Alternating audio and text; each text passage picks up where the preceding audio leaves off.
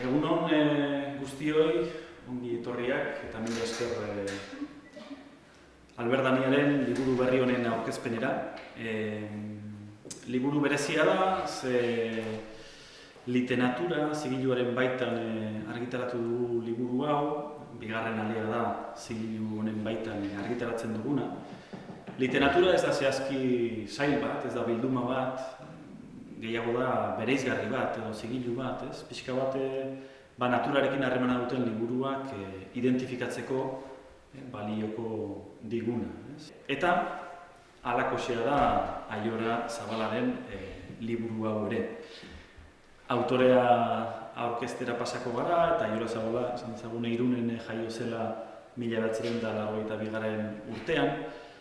Autore berri bat da, argitaletxe honentzat, noski, baina baita euskaraz idatzitako literaturaren ere. Hau da bere lehen liburua euskaraz idatzia, eta beraz, ibilbide oparo baten hasiera izan dadila desio dugu, lehen emaitza hau ez baita, nola nahiko. Liburua beraz, natura gure esku, zertan datza. Lehenik eta behin izan behar da oso lana proposa dela, oso garai egokian publikatu dela, ze hain zuzen ere, gaur egunean ingurumenari buruzko kezka, gero eta zabalagoa da, orokorrean, gure gizartean eta jendearen artean. Ematen du, badirudi konturatu garela azkenean, planeta finitua dela, zauri daitekela, eta nolabait gure interesen kontra ere jar daitekela, ez dakinik. Fenomeno diferenteen bidez, berotze, lehorte, hurakan, forman, eta horietatik gero erator daitezkeen gosete eta pobrezia eta migrazio masiboekin. Kezka esan bezagun orokortu hori edo gero eta orokorrago hori, liburu honetan bilakatzen da informazio eta ezagutza, Aiora Zabalaren lanaren bidez. 10 kapitulotan zehar, ingurumenaren gaia zuzenki ukitzen duten hainbat kontu aletzen dira. Modu esan dezagun gertuko eta argigarri eta oso atsegin batean. Hau da, katastrofismotik urrun esan dezagun edo didaktismotik ere hor erori gabe. Aiorak lortu duena da narrazio ulergarri baten modura aurkeztea halako gaiak. Gaur egungo esan dezagun ingurumen galdera nagusiak. Zein diren adibidez gure erabaki personalen aztarna ekologikoak edo zer da ongizatea, eta nola neurtzen da ongizate hori, edo energia transizioaren inguruko debateak, eta gai esan dezagun teorikoak izan daitezken horiek, Aiora Zabalak egiten duena da modu oso ilustratibo batean, anekdoten bidez edo bizi izan dituen esperientzien bidez, modu ulergarri batean irakurleari helaraztea. Noski, ibilbide akademiko distiratsu baten jabe da, Aiora Zabala urteetan pilatutako jakinduria hemen liburu honetan irauli egin du, baina ez gaian jakimina dutenentzat bakarrik. Batez ere esan duke publiko zabalarentzat idatzitako liburu bat dela, eta jakingarria izan daitekena eta irakurgarria jende orokorraren nolabait interesa asetzera datorrena. Horiek pixka bat liburuari dagozkionak. Ez dakitzuk liburuari buruz zeozer azaldu nahi duzun edo bestela nik baditut galdera batzuk libururen gainean eta gero haien modu horretan azal dezakegu liburua ere. Baina ez dakiz harreratxo bat dutazun? Bueno, laburpen txiki bat egiteko, mi eskeraritz. Liburuak, liburuaren atzetik zegoen hasierako intentzioa zen, urtetaz zehar ikasitako eta ikusitako gauza pila bat ingurumenari buruzkoak eta ingurumen eta giza zientzietan ikasitakoa kontatzea, Niretzat oso baliagarria dira eguneroko gauzetarako eta gauza horiek kontatu nahi nizkion lagunei, familiari, edonori, ezagutza hori ez da gelditu behar akademian bakarrik. Eta hori izango da laburpena, ez? Ezagutza hori anekdotekin, pertsonaiekin, istorioekin adilkatua dago liburuan.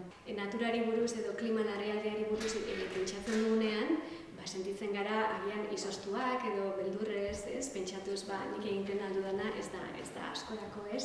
Liburuan zehar ezagutza hori jarriz, erakusten dudana, edo liburuak erakusten duena da, badagoela zer egiterik, zeren askotan naiz eta txikia sentitu, edo txikia izan, gaztea izan, egiten duguna hasi bat izan daiteke etorkizunerako, ez?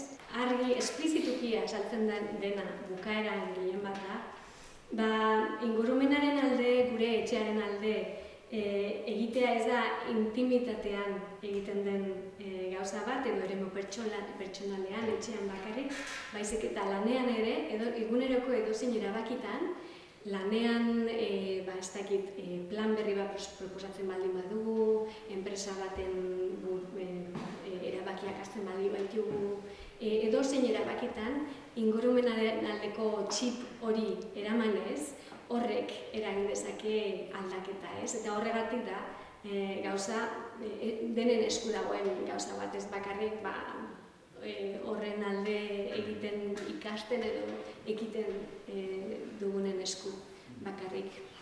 Zergatik hain justu liburu hau momentu honetan? Ez dakit dagoen motibo nagusi bat, baina zer motibatu zaitu liburu hau orain publikatzen? Galdera oso ona da, ez? Eta esan duzun bezala, urte asko daramatzat hori buruz ikasten eta jende asko daramazki gai hauek hausnartzen eta ingurumenaz kezkatzen. Eta denboraldi baldez, zaila zela ematen zuen gai hauei buruz hitz egitea, ez? Igual jendea etzeon horren adi edo horren besteko jakiminez gai hauei buruz.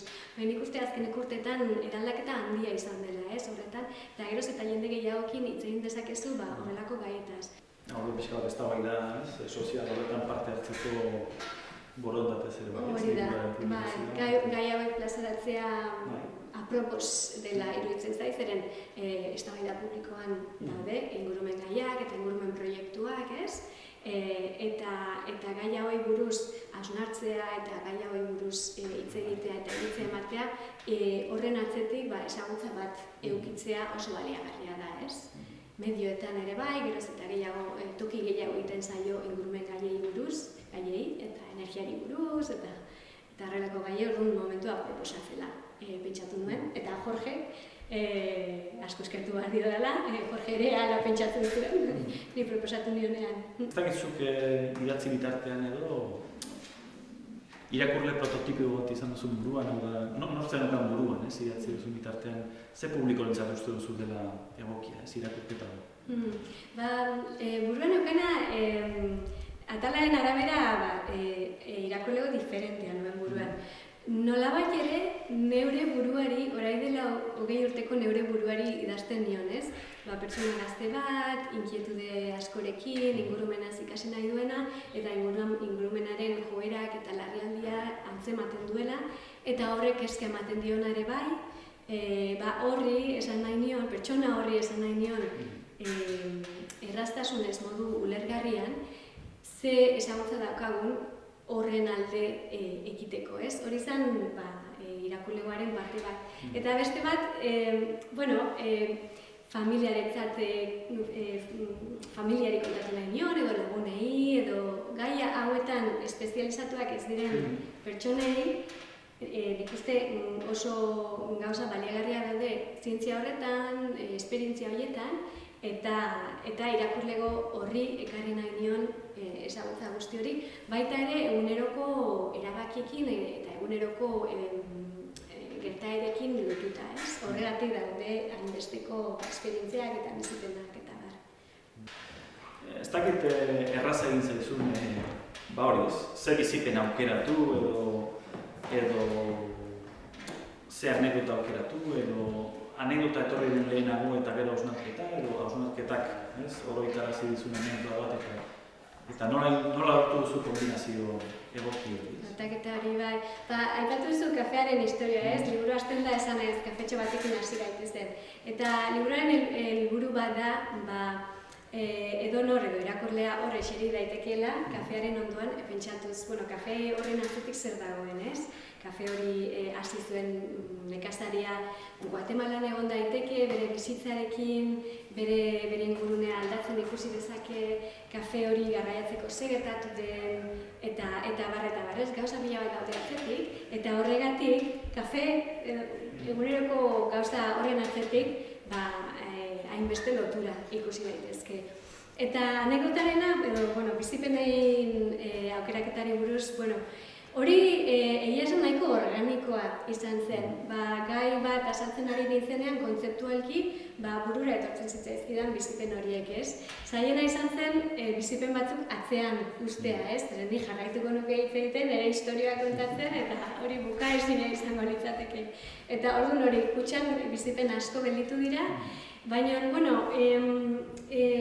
liburu nolabai literarioa denez ere bai ez da akademikoa, ez? Eta horrek malgutasun handia ematen dizu. Ez duzu oso sistematikoa izan behar, eta ez duzu hartu behar adibide hoberena, ez? Eta hori justifikatu, baizik eta malgutasun horri esker bihotzez edo intuizioz ateratzen zena hor jartzen alduen.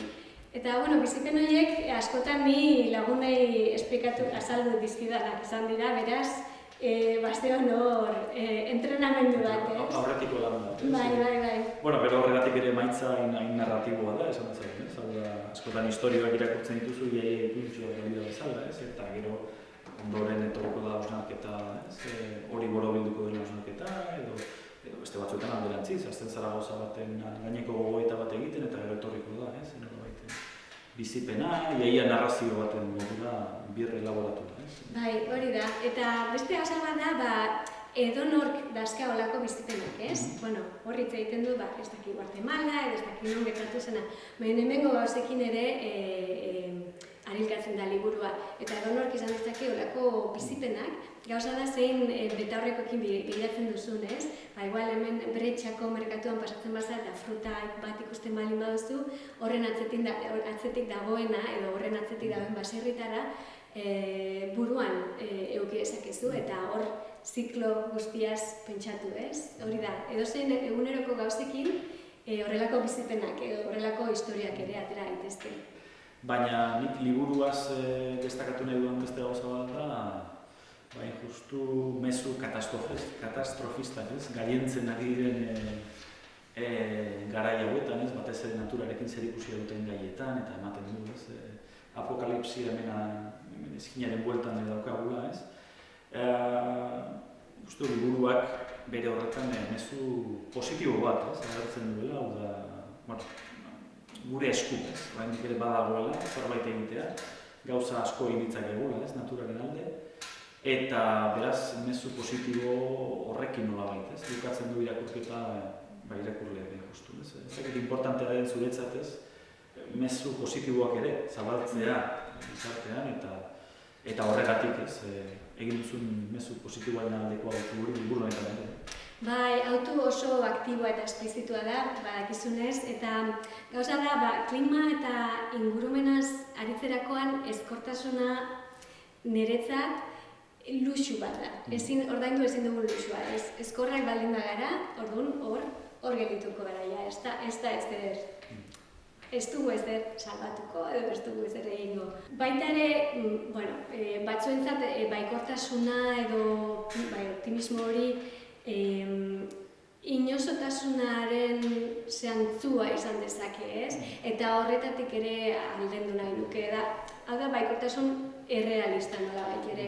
Ingurumenaz ikasterakoan eta hausnartzean ikusten duguna da larritasuna eta joera, baina baita ere ikusten ditugu oso gauza politiak, ez? Landareak nola hasten diren oso egoera txarretan, ez? Edo basoa nola berriz estaltzen duen abandonatutako toki batean, ez?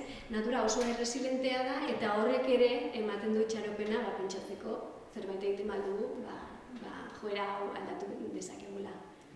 Mila esker zuri ere, gerturatzeagatik, liburu aurkezpen honetara eta beste bat arte.